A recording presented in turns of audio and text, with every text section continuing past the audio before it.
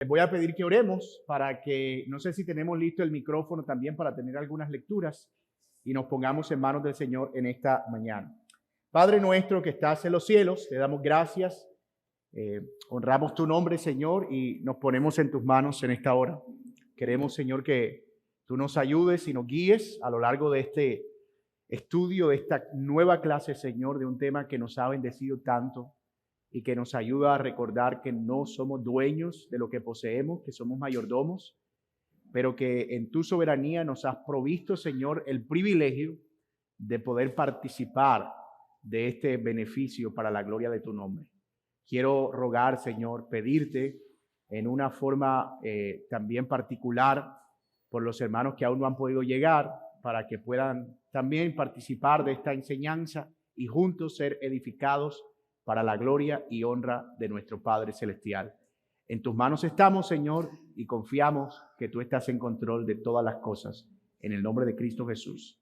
Amén y amén.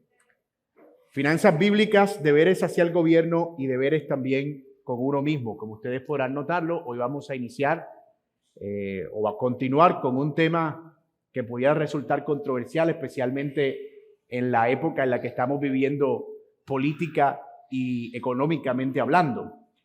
Como ustedes saben, estamos al borde de una reforma tributaria que está proponiéndose y que va a aumentar, a incrementar el costo de los ingresos, el monto de los impuestos, y todo eso siempre genera reacciones en muchas maneras. Los sectores económicos reaccionan, los sectores políticos reaccionan, pero también el ciudadano de a pie reacciona. ¿En qué me afecta eso? ¿Qué tiene eso que ver conmigo? ¿Cómo Dios me manda a ver este tipo de cosas que están sucediendo alrededor del gobierno? ¿Y qué dice la Biblia acerca de cuáles son mis deberes?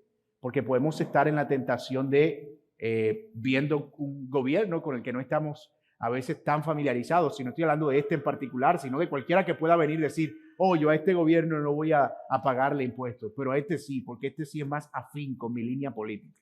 Y entonces empezamos a caer en una especie de dualismo en el que condicionamos nuestra obligación con el gobierno civil. Así que lo que vamos a tratar de ver en esta clase, en la primera parte, es tratar de entender qué es un tributo, qué es un impuesto, por qué pagamos impuestos, qué dice la Biblia acerca de eso, cómo debemos hacerlo y también algunos principios prácticos que nos van a ayudar a poner estos asuntos en orden de acuerdo con la Escritura.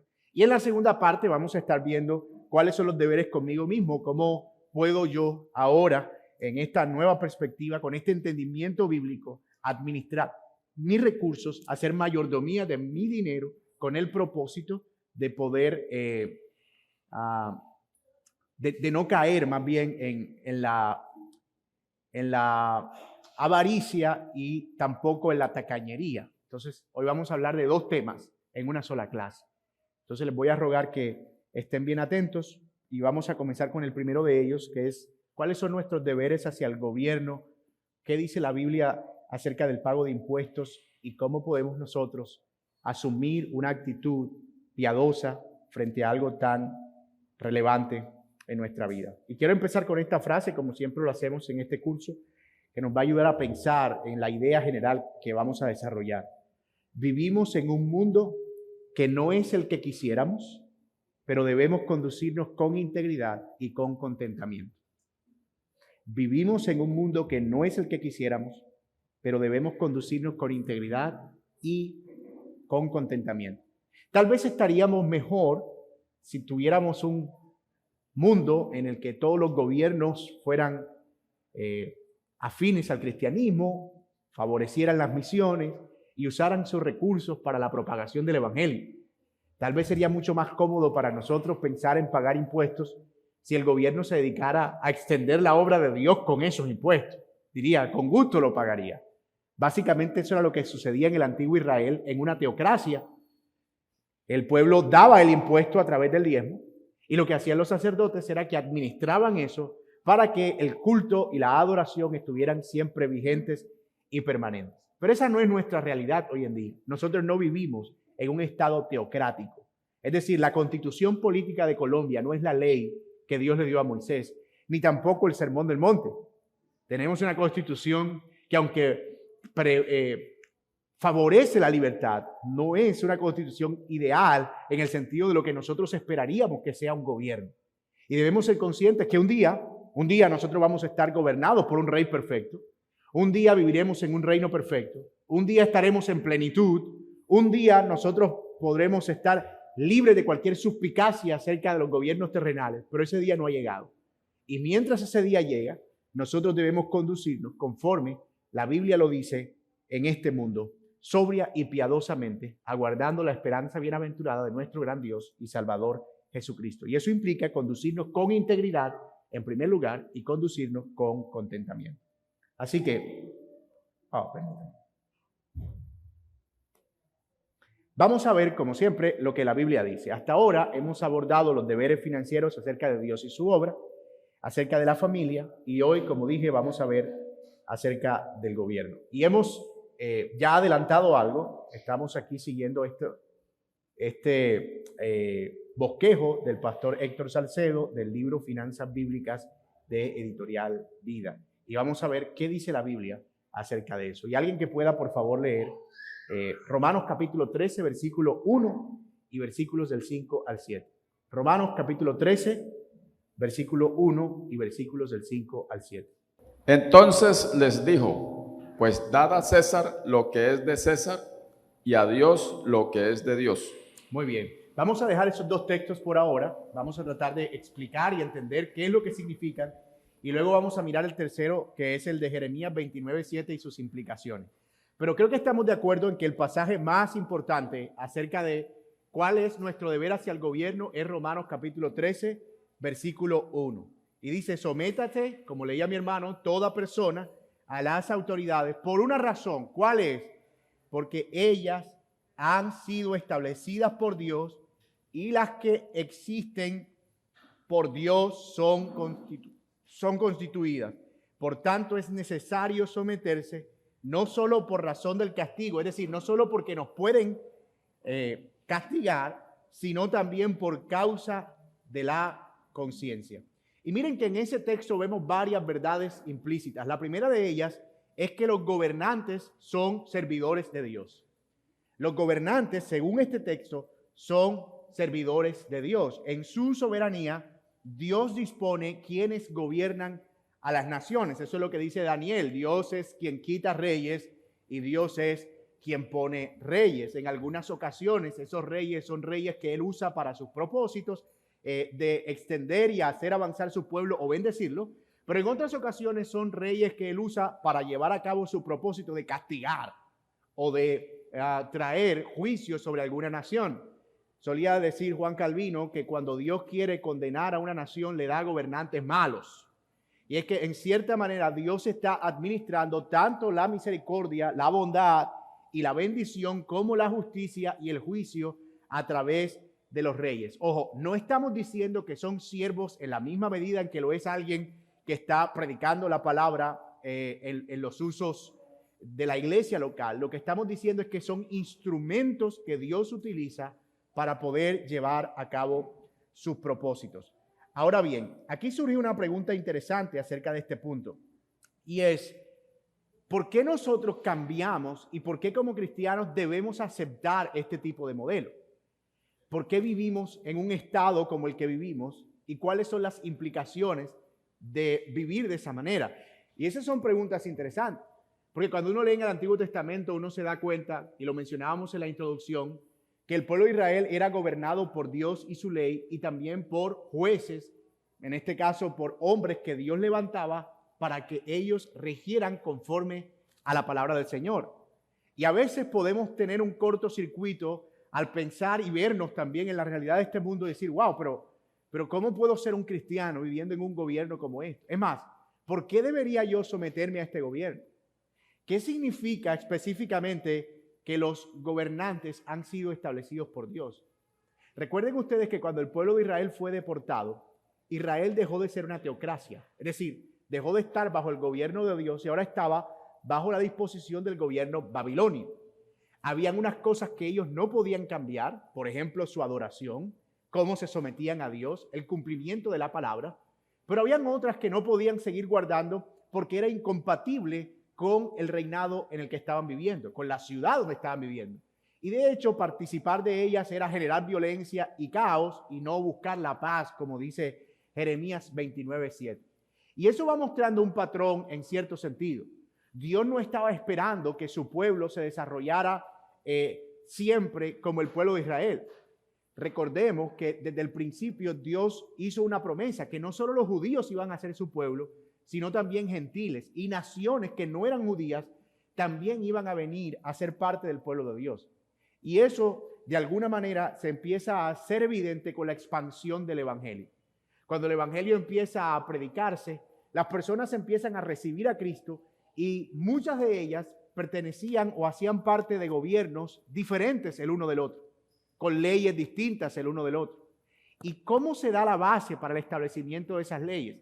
¿Cómo es que los estados surgen y cómo es que se crean este tipo de políticas alrededor de lo que nosotros llamamos el gobierno? ¿Y cómo debemos nosotros interactuar con eso? Esa es la pregunta.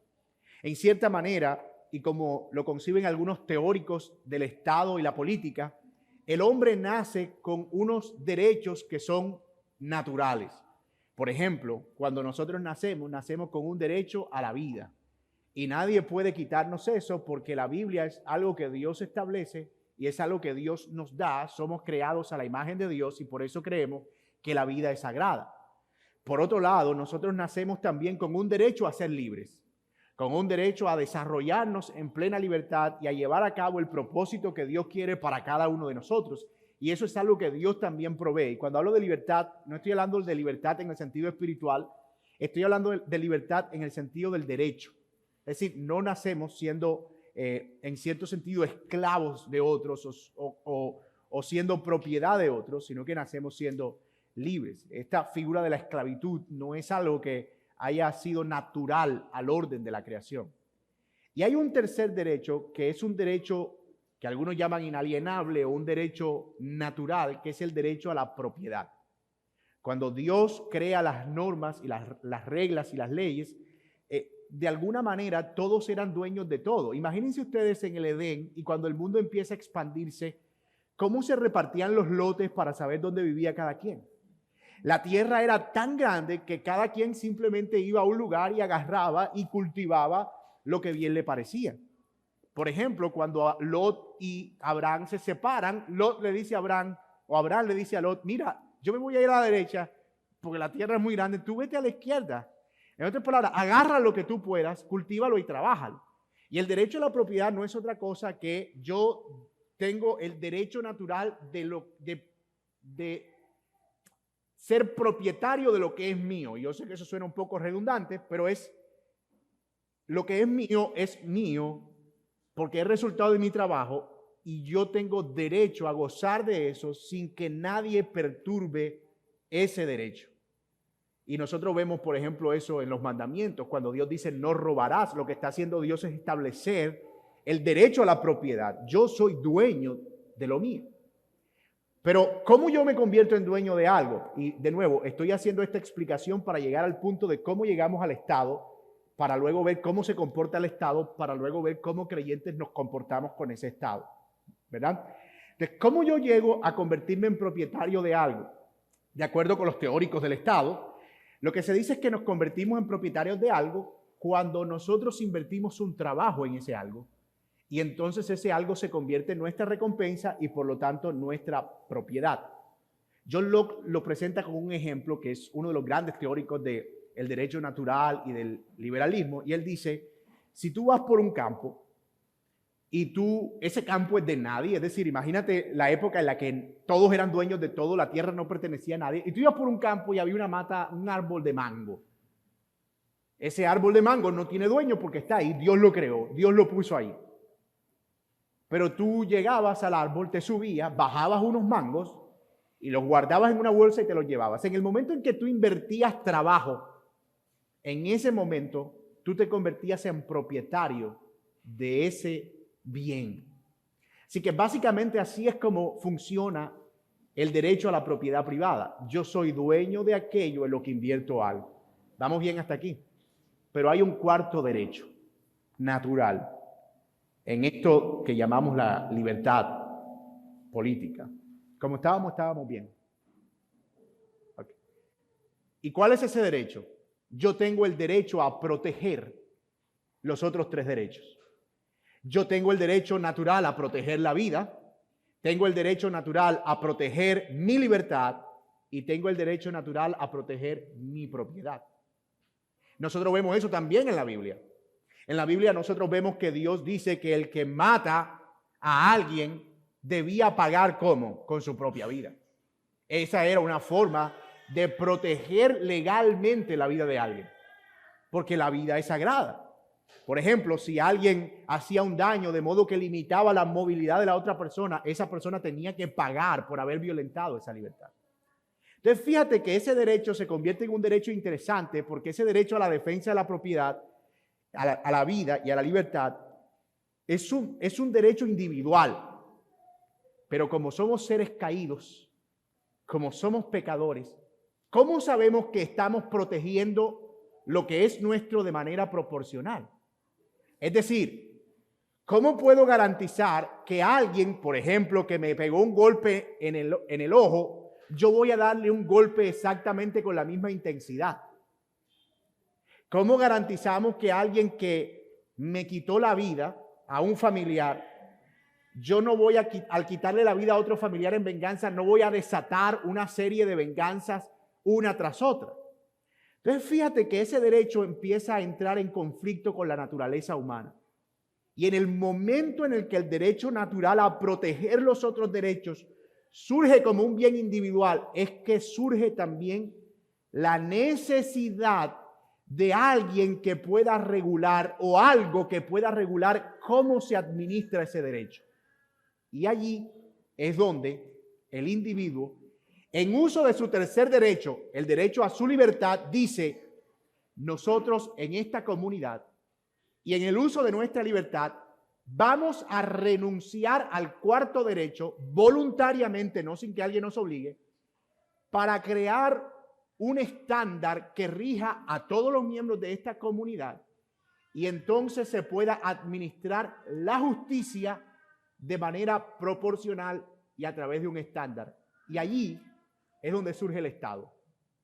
Cuando nosotros como individuos pertenecientes a una comunidad cedemos el derecho a una institución superior creada por nuestra propia libertad para que esa institución administre los aspectos que nosotros no podemos administrar de manera natural.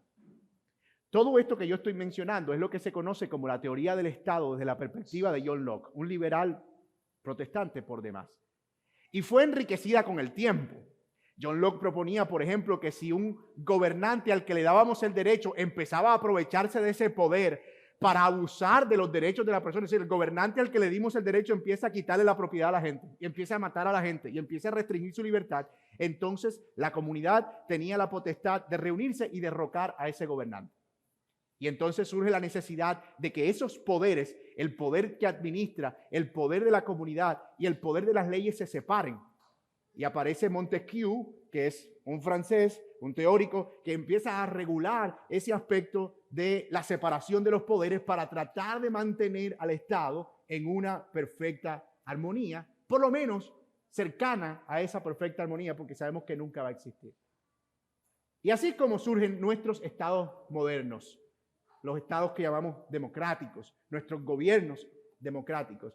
Luego eso obviamente se va enriqueciendo y dicen, bueno, si ya tenemos una institución creada, y aquí es donde ya nos vamos acercando al punto donde vamos a ir, ¿por qué no aprovechamos que tenemos una institución creada encargada de administrar la justicia a nivel colectivo y nos ponemos de acuerdo para practicar altruismo? Por ejemplo, necesitamos carreteras para poder movilizar nuestros productos. Vamos a encontrarnos en que en la medida en que la comunidad crece, no todos crecen de manera proporcional, así que unos prosperan más que otros. ¿Cómo podemos hacer solidaridad con esos que no prosperan tanto? Y entonces, en ese acuerdo social que llamamos Estado, en ese acuerdo social decimos, vamos a darle también a esa institución la facultad de poder administrar nuestras contribuciones para que ellos puedan poner en oficio el cuidado de los pobres, algunos elementos de la salud, ofrecer educación, mejoras de carreteras y todo aquello que favorezca el avance y la preservación de esta sociedad, el progreso de esta sociedad. Es decir, todo esto lo vamos a hacer para que esta sociedad avance. Y allí es donde surge la figura de los impuestos. Ahí es donde surgen la figura de los impuestos. Ahora, pasa algo interesante. Y usted dirá, ¿y qué pasa si yo no quiero someterme a esa ley? Bueno, tú tienes varias opciones. Tú puedes irte a un estado porque hay libertad de asociación en el que tú puedas vivir de acuerdo con tus propios ideales.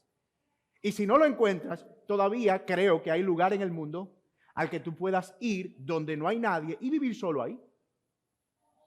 Sin nadie. Eso sí, tú todavía te puedes ir al otro lado de la Sierra Nevada, bajando la loma donde está el nevado. Ahí todo eso, yo creo que eso todavía no tiene dueño, si tiene como que todavía no es. O te puedes ir a la selva del Darién, que es una selva inhóspita todavía, y no haces uso de lo que otros sí aportan, ni de carretera, ni de hospitales, ni de colegios, y vives en tu propia sociedad. O puedes comprar una isla y crear tus propias leyes y crear tu propia sociedad de acuerdo con tus propios parámetros. Creo que todavía puede quedar un poquito de espacio para esas libertades, pero ya se habrán dado cuenta que hemos avanzado tanto como sociedad que eso sería casi imposible, o por lo menos es una hazaña, algo salido de lo irracional. Entonces, con eso en mente, entendiendo cómo es que surge un Estado y entendiendo cómo es que nosotros participamos de ese Estado, y yo sé que estoy aquí casi como dando una cátedra académica de teoría del derecho,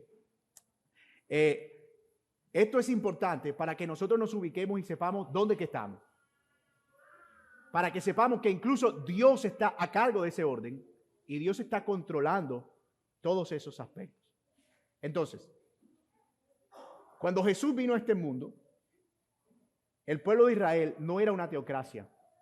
El pueblo de Israel pertenecía a un Estado, con unas leyes, con unas normas, a una sociedad. Era el Imperio Romano. Malo, tirano, como en el caso de César, perverso, pero al final el gobierno. Y en alguna ocasión a Jesús lo ponen entre la espada y la pared.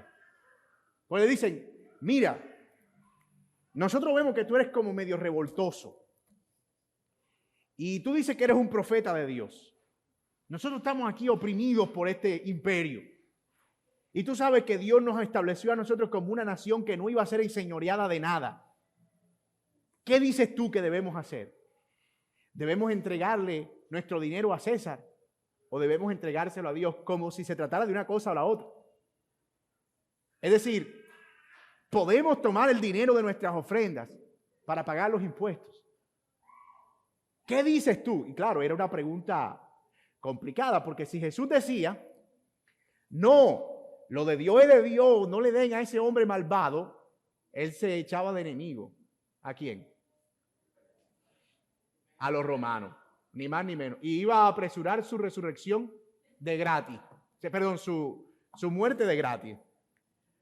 Pero si él decía, no, dele a César, pero César, por favor, miren todos estos soldados, pues todo esto hay que costearlo con algo. Dios tiene todo, no le den nada, el templo se mantiene solo, denle todo a César. ¿Qué iba a pasar?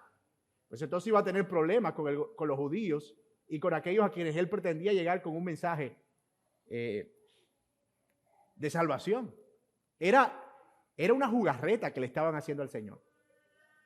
Pero aquí Cristo hace una de las exhibiciones más brillantes de su sabiduría. ¿Cierto? Sacó una moneda en la que estaba la inscripción de César, moneda con la que incluso se compraban y los judíos comerciaban y todo, moneda. Y él le dice, pues ustedes ven esta moneda. Sí, la vemos. ¿Y qué cara ven ahí? Pues la de César. Y el Señor le dice, pues entonces denle a César lo que es de César y a Dios lo que es de Dios. Y se la dejo ahí. Es decir, no estamos entre una cosa o la otra. Podemos darle a Dios lo que a Dios le pertenece, no necesariamente en términos de dinero, sino una vida de devoción y de adoración, etcétera, etcétera, mientras que al mismo tiempo nos sometemos al pago de los impuestos. El Señor no estaba poniendo aquí una idea de que los creyentes no deben pagar impuestos. Él estaba diciendo, vivimos en un gobierno terrenal, pero somos miembros de un gobierno celestial. Tenemos una doble ciudadanía. Pagamos impuestos en este gobierno, pero al mismo tiempo rendimos honor, adoración y servicio al único Dios verdadero. Y ahí es donde toma relevancia este pasaje de Jeremías 29:7. Si pueden leerlo ahí conmigo. Jeremías capítulo 29, versículo 7, que fue una de las palabras que el Señor le dijo al pueblo de Israel cuando fueron deportados. Él les dijo, versículo 7. Vamos a leer desde el 4 para que lo tengamos en contexto. Así ha dicho el Señor de los ejércitos, Dios de Israel: todos los de la cautividad que hice transportar de Jerusalén a Babilonia, escuchen eso, de Jerusalén a Babilonia, Él le dijo, edifiquen casas y habítenlas, planten huertos y coman del fruto de ellos, cásense, engendren hijos e hijas, den mujeres a sus hijos y den maridos a vuestras hijas, para que tengan hijos e hijas y multiplíquense ahí y no disminuyan. Y el versículo 7 dice, y procuren la paz de la ciudad a la que los hice transportar, roguen por ella al Señor, porque en su paz tendréis paz vosotros. Noten cómo el Señor les está dando una instrucción acerca de cómo debían vivir los que ahora están saliendo de una teocracia en un gobierno que no era un gobierno precisamente caracterizado por la ley de Dios. Él le dice, vivan, hagan una vida normal, como cualquier otro ciudadano. Cásense, tengan casas, negocien, entre otras cosas, planten viñas, sométanse a las leyes comerciales de esa nación. Hagan como esa nación lo establece, pero al mismo tiempo busquen la paz de esa nación. Y ese texto es interesante, porque nuestra meta no es convertirnos en una especie de sindicato celestial, que estamos como que oponiéndonos a todas esas formas de... Y ojo, yo no estoy aquí favoreciendo una posición política o otra. La discusión acerca de si los impuestos y el monto y a dónde van y si se destinan a lo que son, es una discusión válida y pudiéramos tener una conversación informal si ustedes quieren al respecto y si quieren conocer mi opinión, con mucho gusto yo puedo dársela. Pero aquí lo que estamos tratando de establecer son unos lineamientos generales acerca de cómo nosotros nos conducimos dentro del marco de ese gobierno. Y aquí lo que debemos hacer es buscar la paz, no entrar en un conflicto o en una contravía con el gobierno, porque eso no es lo que Dios nos ha mandado. Y de nuevo, si yo no estoy de acuerdo con los impuestos de una nación, el derecho a la libre asociación existe. Y gracias a Dios yo puedo mudarme a Mónaco o a un paraíso fiscal o a algún lugar donde pague menos. Es decir, gracias a Dios tengo esa libertad. Entonces, fíjense que a veces lo que hacemos es que armamos tormenta debajo de un vaso, dentro de un vaso de agua. Y empezamos a ver las cosas con un dramatismo y no desde la perspectiva correcta. Entonces, la Biblia nos pone a nosotros en perspectiva al respecto de eso. Y quiero que con eso en mente definamos qué son los impuestos. Ya hemos dicho mucho del Estado, el por qué, cómo llegamos al Estado, pero básicamente, y esto lo tomé de la página del Banco BBVA, que tiene una base de conocimientos en asuntos de finanzas, economía, lenguas, y ellos están haciendo un trabajo increíble para el mundo, son como una biblioteca actualmente. Y dice en esta página acerca de los impuestos, en el caso de los impuestos, se pagan sin que se reciba nada concreto a cambio. En concreto, porque los impuestos contribuyen al sostenimiento general del gasto público, pero el ciudadano no recibe ninguna prestación concreta a cambio de esos impuestos que pagan, al menos no de manera directa. Sin embargo, los impuestos sirven para el mantenimiento del estado de bienestar, pensiones, salud, educación, seguridad, infraestructura, etcétera, etcétera. Elementos básicos que contribuyen al progreso y la mejora de la sociedad y del país. De nuevo, nosotros cedemos a una institución superior llamada Estado el derecho de administrar y al mismo tiempo nos ponemos de acuerdo a través de ese Estado para que se hagan avances y mejoras con el propósito de que nuestra sociedad progrese.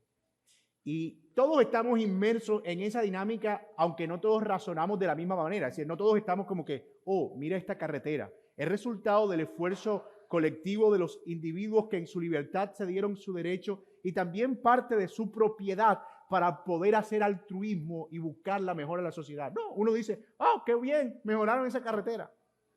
Pero eso no cayó del cielo. Y esto es importante entenderlo. El Estado no produce nada. El Estado, de hecho, el Estado no debería ser constituido para ser productor porque no es su naturaleza, no es una empresa. Es un administrador de los esfuerzos individuales de modo que puedan ir a los rubros específicos. ¿Verdad? Pero yo aquí me voy a meter en un lío si sigo diciendo qué pienso de eso. Así que mejor vamos a avanzar. ¿Verdad? Parte de nuestro compromiso con las obligaciones civiles no es ganar el favor del gobierno, sino mostrar su sujeción siguiendo así el ejemplo de Cristo. Mira lo que dice 1 de Pedro 2:11.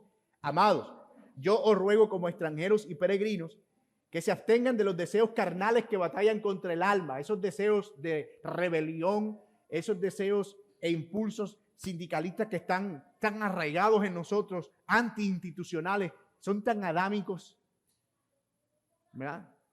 Ese deseo y ese impulso de rebelarnos contra la autoridad. Resistan a esos deseos que batallan contra el alma. ¿Cómo? Manteniendo buena vuestra manera de vivir entre los gentiles, para que los que murmuran de vosotros como malhechores glorifiquen a Dios en el día de la visitación al considerar vuestras buenas obras. Por causa del Señor, dice Pedro, sométanse a toda institución humana, ya sea al rey como a superior, ya a los gobernadores como por él enviados para castigo de los malhechores y alabanza de los que hacen bien. ¿Y por qué debemos hacer eso, Pedro? Porque los gobiernos son buenos, porque eso nos da beneficios económicos, porque eso nos ahorra problemas. No, debemos hacerlo porque esa es la voluntad de Dios, que haciendo el bien hagan callar la ignorancia de los hombres insensatos, como libres, pero no como los que tienen la libertad como pretexto para hacer lo malo, sino como siervos de Dios. Honren a todos, amen a los hermanos, teman a Dios, honren al Rey. Noten que aquí otra vez Pedro habla acerca de cómo debemos tener una actitud cristiana, modelada por el Señor Jesucristo, acerca de los gobernantes. No estamos llamados a una sublevación o a una resistencia sin fundamento. Muchas veces la gente que habla acerca de yo no voy a pagar impuestos porque es que eso uno no sabe ni a dónde va, en realidad ni siquiera sabe que es un impuesto. Otros lo hacen intencionalmente y evaden, lo cual es un delito. Y ahorita vamos a ver eso en más detalle. Pero hermano, nosotros estamos viviendo en una sociedad en la que nos estamos beneficiando en cierta manera de ese modelo. En un estado en el que nos beneficiamos de ese modelo. ¿O de dónde creen ustedes que sale el dinero para pagar los servicios de salud de nuestro sistema? Yo le aseguro que no caen del cielo. ¿O de dónde creen que salen los recursos para seguridad de nuestro país en medio de un conflicto de más de 50 años? Yo le aseguro que no caen del cielo. Aunque algunos gobiernos en un intento por tratar de resolver el problema empiezan a usar los bancos para fabricar dinero y dicen que entre más dinero tenemos resolver el problema, pero así no funciona la economía. Es un sentido de esa contribución colectiva a lo que está llevando a cabo ese estado de bienestar. Así que hacemos bien en someternos y no ir en contravía sin fundamento frente a ese aspecto. Ahora, ¿cómo se ve eso en la práctica? Aquí hay algunas recomendaciones tomadas también del libro del pastor Héctor Salcedo sobre cómo debemos conducirnos con el gobierno en cuanto a nuestras obligaciones civiles. Yo sé que algunos de ustedes van a escuchar algunos de estos términos por primera vez, otros tal vez no lo han escuchado antes. Si usted es como yo, ¿Se acuerdan de esa sección del noticiero que aparecía o que aparece todavía? El índice de DATA-IF para esta, la tasa representativa del mercado bajó no sé qué, la bolsa no sé qué, el kilo, y uno decía como que, wow, como que ahorita estoy pagando una renta mensual que está fijada al índice de DATA-IF IFX y me tocó aprender que era el índice de DATA-IFX y por qué me está subiendo esa cuota. Pero es posible que aquí usemos algunos términos, vamos a tratar de explicarlos si es necesario. Es posible que otros ni siquiera tengan implicación en estos aspectos, pero puede, si el Señor los sigue prosperando, como los ha seguido prosperando, que tengan que enfrentarse a este tipo de realidad y debemos estar preparados bíblicamente para eso. Así que el primer principio práctico para nosotros ejercer ese sometimiento bíblico al gobierno es procuren buscar asesoría. Hermano, hay gente que estudia para esto. Hay gente que se especializa en esto. Saber llenar un formulario de la DIAN no nos hace expertos en tributaria y finanzas públicas. Habernos visto el boletín del consumidor no nos hace a nosotros expertos en dinámica financiera nacional. Debemos ser humildes, y así como tú contratas a un ingeniero civil o un arquitecto para que te haga los planos de la casa, porque si tú la haces se cae porque tú no eres constructor, del mismo modo, si tú quieres evitarte problemas con el gobierno, ¿qué haces? Pues buscas a alguien que te asesore. Buscas a una persona idónea que pueda decirte, mira, yo quiero que tú me digas si yo estoy haciendo bien, porque si usted es como yo no tengo experiencia en esta área y soy negado, pero lo que se dice negado para esto. Pero yo tengo a alguien a quien yo le digo, mira, me llegó un correo de la DIAN. Estoy asustado. Dime qué significa eso, qué tengo que hacer, lo que haya que hacer. Aquí están mis cuentas, aquí están mis ingresos, aquí está todo. Dime lo que necesites, porque yo de eso no tengo ni idea. Para mí todo mensaje que venga de la DIAN a mi correo es como una citación para meterme preso. Pero por el desconocimiento que tengo. Entonces, ¿qué es lo primero que debemos hacer? Buscar a alguien que nos asesore. Y eso es buscar a una persona idónea. No irte a la quinta y buscar al viejito que está ahí con la máquina de escribir haciendo contratos. Mire, que usted qué dice. No, es buscarte a alguien y a veces esa asesoría va a costar y debemos estar dispuestos a pagar por esa asesoría. Porque de nuevo, cuando tú vas a una cita médica y dices, voy a ir a una cita particular, tú no le dices al médico, ay, hágamela gratis. Tú vas y le dices, mira, dame una, de la misma manera, mira, necesito una cita para evaluar mi situación financiera. Simple. Y esa persona te va con su experiencia, con su capacidad. Aquí tenemos a Jesús que está estudiando precisamente finanzas, ¿verdad? Te va a guiar en el proceso. Un contador no siempre es la persona más indicada, ellos se dedican a otra área, pero muchas veces los contadores se especializan y no solo se especializan, sino que se preocupan por aprender de tributaria y todas estas cosas y casi siempre van a poder tener una respuesta. Entonces, lo primero es buscar a alguien que te asesore para mantenerte siempre al día con eso. Busca a alguien que esté actualizado acerca de la norma, porque si estamos hablando de Colombia, esas normas están cambiando continuamente, hay reformas, hay cosas, que sea alguien que esté actualizado al respecto de eso. 2, determina la estructura ideal para el pago de tus impuestos. Si tú tienes un negocio que ya está generando ciertos ingresos, eso y lo tienes a nivel personal y tú recibes el dinero ahí en Nequi, ¿no? Que consigname por aquí, ¿no? Que envíame acá. Tal vez la mejor forma sea empezar a crear una estructura de empresa que te permita someterte a otro régimen tributario, tal vez más simplificado, sin que tengas que enviar factura después de en qué te gastaste todo el dinero a manera personal, sino que a través de una empresa tú puedas mostrar, mira, todo lo que me entró yo me lo gasté en esto y lo invertí en esto. No tengo en mis finanzas renta, es decir, no hay utilidad, por lo tanto no debo declarar. Así que siempre debemos pensar en cuál es la mejor estructura que podemos escoger para ese tipo de rendiciones de cuentas. Y en eso también necesitamos asesoría. Nosotros no somos expertos. Y por favor, no me pregunte a mí, tampoco. ¿Cierto? Porque a veces creemos que los pastores son médicos, arquitectos, abogados, contadores, asesores tributarios. Yo no tengo ni... De una las advierto, si usted me llama, no tengo ni idea. Entonces, debemos buscar personas que tengan la idoneidad para eso, ¿cierto?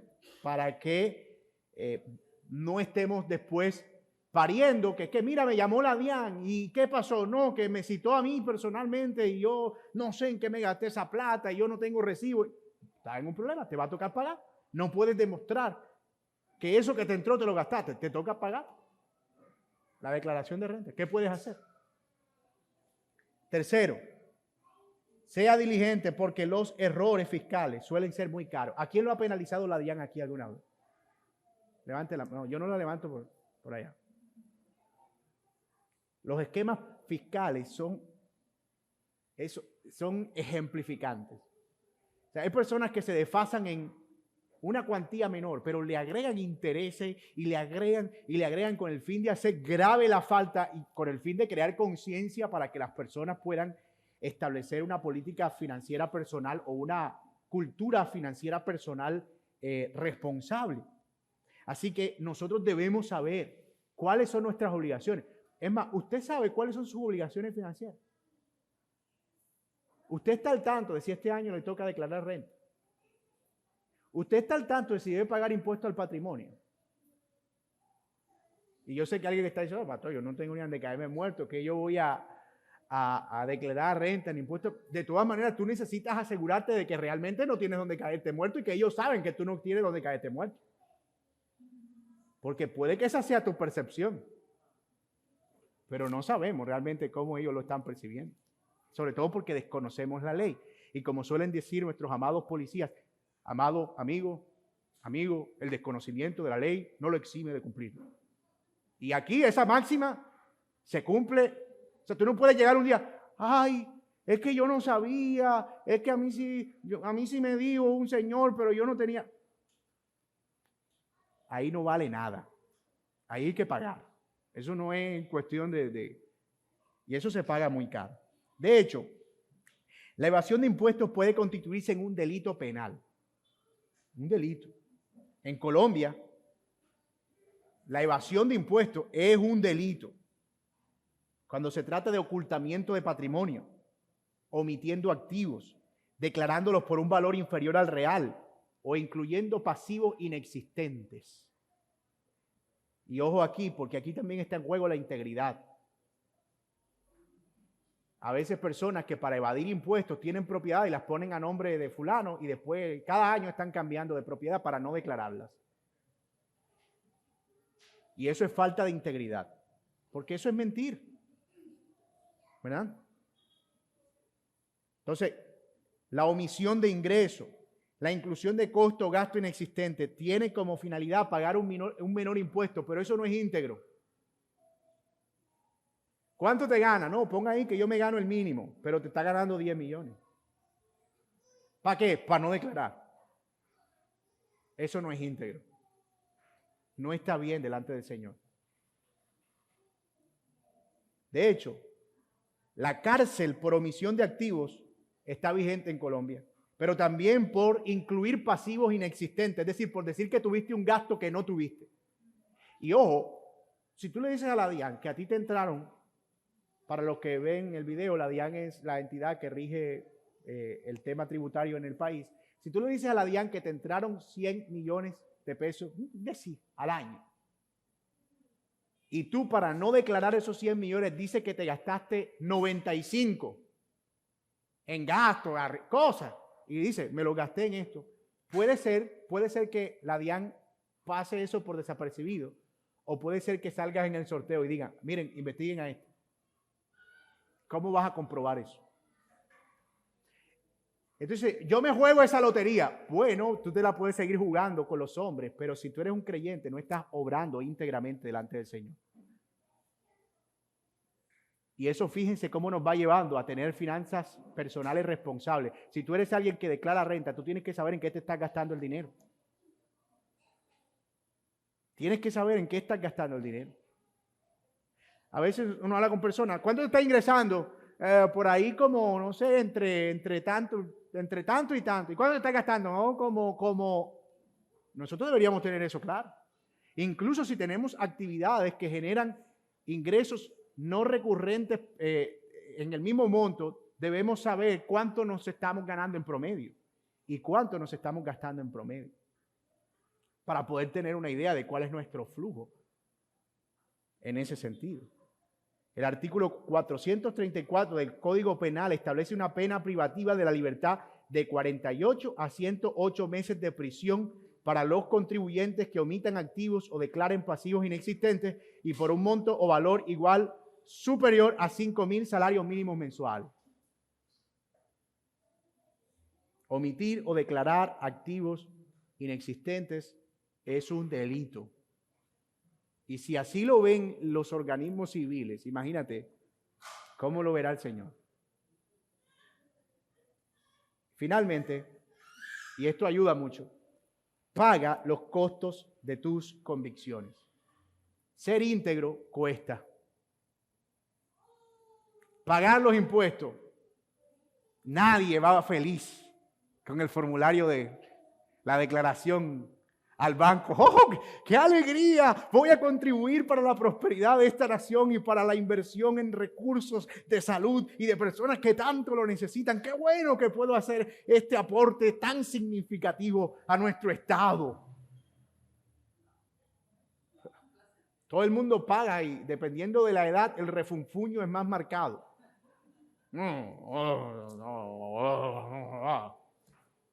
A mí lo mismo, uno pague y pague y uno no ve nada. La integridad, las convicciones tienen un costo. Pero el gozo nuestro no está en la recompensa que recibimos por eso, sino en saber que estamos haciendo las cosas bien delante del Señor. Saltarnos la fila puede hacernos llegar más rápido. Pero quedarnos ahí, porque ese es nuestro puesto y nuestro lugar, íntegramente, eso nos ayuda a estar en paz con el Señor. Y hermano, eso es mejor que cualquier cosa. Así que nuestras convicciones tienen costos y nosotros debemos estar dispuestos a asumir esos costos, porque allí radica el testimonio de nuestra integridad. En resumen, nuestro deber hacia el gobierno es sujeción en el pago de nuestros impuestos y de nuestras obligaciones, lo cual nos lleva a pensar en cuáles son nuestros deberes financieros y cómo podemos trabajar en una mejor mayordomía de ellos. Aquí, muy seguramente hay una pregunta en la mente. ¿Y qué hacemos si ese es un gobierno malo? Si ese es un gobierno que no invierte correctamente. Bueno, ¿tú crees que César era evangélico? ¿O que Nabucodonosor era miembro de la iglesia protestante de Babilonia? Por supuesto que no. Y Nerón, en los días de la persecución, cuando Pedro escribe, ¿era alguien que seguía a los cristianos? No. Por supuesto, siempre eso genera conflictos de conciencia que son entendibles, ¿verdad? Cuando nosotros vemos que gobiernos apoyan iniciativas que van en contra de la palabra del Señor y usan el dinero de los impuestos para ese tipo de iniciativas, eso genera un choque de conciencia. Pero ¿cuál es la salida? Porque por otro lado, de nuevo, yo tengo libertad de asociación. Puedo buscar otra sociedad a la que yo pueda vincularme. Y usted puede encontrar así personas navegantes del mundo que un día están en un estado y cuando ese estado se corrompe se van a otro y cuando se corrompe se van a otro. Y viven así. Hablan muchos idiomas, conocen mucha gente y tienen una conciencia tranquila. Acá a nosotros nos toca confiar que ellos darán cuenta a Dios por la responsabilidad que se les ha encomendado. Si administran o no con justicia, más les vale que lo hagan con justicia, porque el Señor un día juzgará a los reyes y a los gobernantes de estas naciones con una vara más severa con la que se gobernará a los que fueron gobernados. Por eso debemos orar por misericordia por nuestros gobernantes, para que gobiernen con justicia. Mis amados, yo sé que este no es un tema como muy evangélico, ¿verdad? Que no sé, como así. Pero eso es un deber financiero que tenemos como cristianos. Que nosotros, como dice la propaganda, DIAN, un compromiso que no podemos evadir.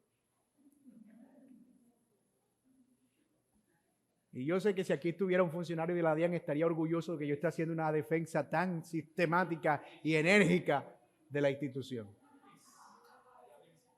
Pero esto no es una defensa de la institución, es una defensa de la integridad y de nuestro llamado a ser fieles en un mundo en el que todavía estamos.